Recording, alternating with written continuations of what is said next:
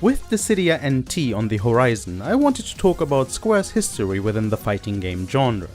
They actually go quite a ways back, well, for better or worse. In this first part, I want to take a look at the first two Square fighting games back on the original PlayStation.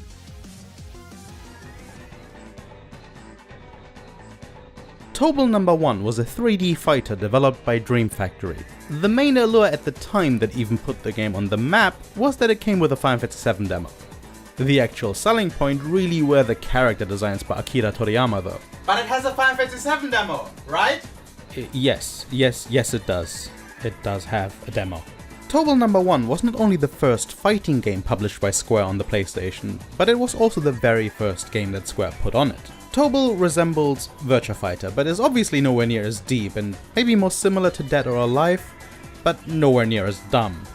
The comparison to Virtua Fighter isn't actually too far off. Seiichi Ishii was in charge of the game design, who is in fact the original game designer for Virtua Fighter.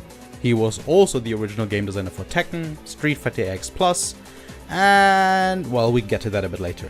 The guy's talent didn't really match the ever-moving forward technology, but back in the day, that guy was the man when it came to drawing up a fighting game. Tobal was unfortunately past his time of genius. The other big name, and obviously the much more recognizable one, is Akira Toriyama.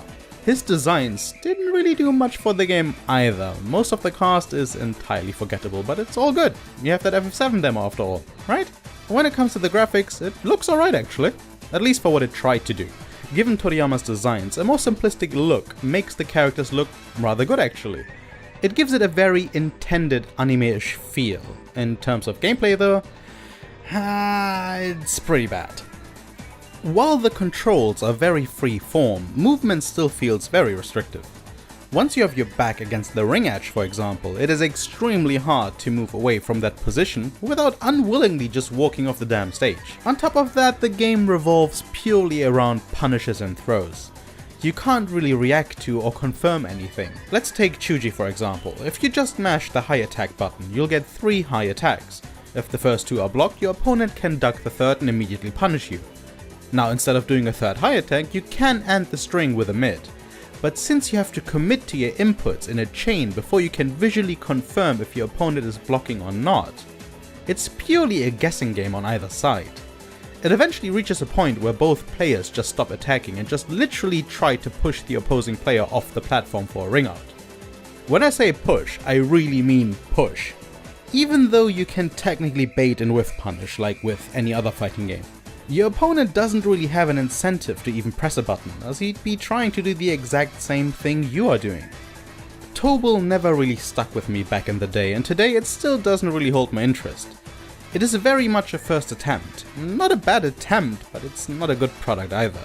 Other than just pure fighting, you also have quest mode, which is really the most interesting part about Tobal No. 1. What about that Final Fantasy VII demo?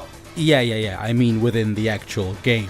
Quest mode could have been a lot of fun, but the controls are just awful. You're stuck with the exact same movement options that you have during combat, while I guess we can call it exploring, and I guess we can call those things dungeons. A bit of salt might be present here, I never really got far in any of them. The tutorial is alright, I can do that, anyone can, but the others? Here's the thing. I've never died in an encounter, always died due to either falling off somewhere, getting hit by a log, or some other dumb shit. As everything looks pretty much the same in here anyway, it's very hard to stay motivated and keep trying. It's just so much easier to turn off the console and put that Final Fantasy VII demo back in? Yes, that. Honestly, that's all there is to this game. If you manage to beat all the dungeons in quest mode, you can unlock all the boss characters, as well as the famous Toriyama bot. I never managed to do any of that, and after I spent about 20 minutes in quest mode for the purposes of this video, I can honestly say I never will either. The controls are just too frustrating. How about we move on to 1997 now?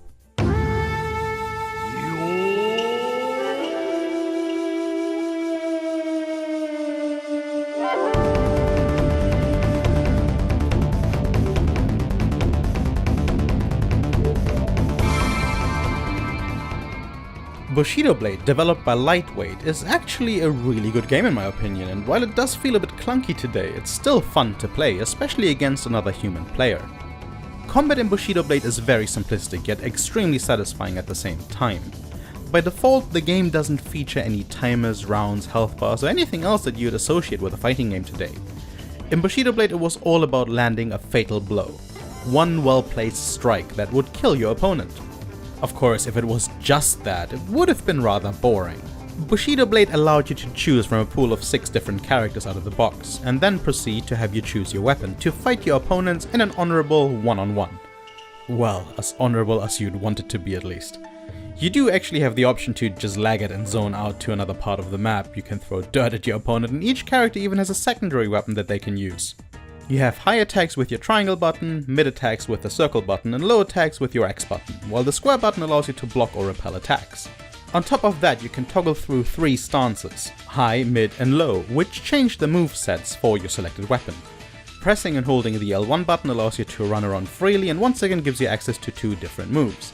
You can also moon jump, which is the one feature of the game that was always a bit jarring, as pretty much everything else seemed rather realistic. But that's something that was still a thing in 3D fighters at the time, and same as with the majority of 3D fighters then, it was a pretty useless maneuver. Furthermore, you have the option to injure your opponents.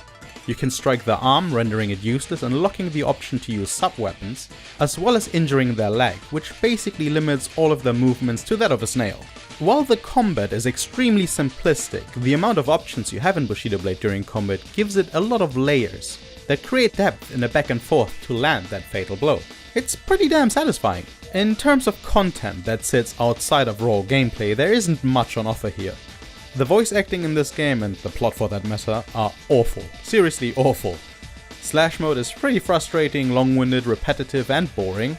If you manage to beat all 100 opponents, you can unlock Katsu, which is this guy here. He is one of the kind of secret bosses and he wields a handgun. Also, once unlocked, he can only be selected in versus mode. This is another one of those tasks I've never actually completed. You only get one chance. If you die at 97 kills, you go back to 0 and have to start all over again. Given the game's mechanics about landing fatal blows, this gets frustrating really damn quick. Then there's POV mode, which is awkward as hell and not really fun. Lastly, there's story mode, which actually has you doing quite a lot if you're so inclined. Every character has 2 CG endings, which are a real pain to unlock. The number one rule is to fight honorable in the way of the Bushido. This translates to always having to wait until your opponent has finished talking before you attack them, not to attack them from the back or while they're on the ground, no throwing dirt at them, and so on. A very easy way to remember this is, if it's fun, you're not allowed to use it. There's also a second CG movie for each character though, which is where the game really starts laughing in your face. The number one rule now is, do not get hit. Let me clarify, it's not don't use a continue, it's do not get a single scratch. Got hit by a sub-weapon? Well, it's time to start over. So you start this whole mess by running away from your first opponent, all the way to this wall over here. Good luck finding that place on foot, it's a pain. Once you're there, you now want to make sure you injure your opponent's leg before you jump into the well, so that they can't follow you. Once inside, you'll have to fight the character that you normally fight in here, basically skipping all the other battles in between. Now you're up against all the secret bosses again, all of which you're not allowed to take a single scratch from. The last one of them, that's the guy that unlocks the second CG, you can die to as often as you want to though. The game shows a tiny shred of mercy at the very end. Once you've done all of that, you now get to see the second CG ending for your character. Now do it a few more times to unlock all the endings. In case you're wondering, no, you do not get anything special for doing it with every character, it's just for your own peace of mind having a completed save on your memory card. That's it. All in all, the game really shines through its gameplay in versus mode against a friend. And there it's shining really bright. Everything else is rather tedious. Lightweight didn't bind themselves with the restrictions of conventional fighting games of that time and was able to put out something that was very cool and unique. Unlike Dream Factory's Tobal No. 1, I can wholeheartedly recommend Bushido Blade, even today. Well, it's versus mode at least. With that, we've reached the end of the first part in my little Square Fighters retrospective. We'll slowly work our way forward to Dissidia NT, so please join me next time when we move forward on our timeline and look at the games that followed. Thank you for watching this video all the way to the end. Please be sure to hit either the like or dislike button. You know me by now, I don't really care which one. Both of them are helping, so just hit the one that tickles your fancy. If you'd like to see more of my content, make sure to hit that subscribe button and turn on notifications. I have been Sasa, and I'll see you next time.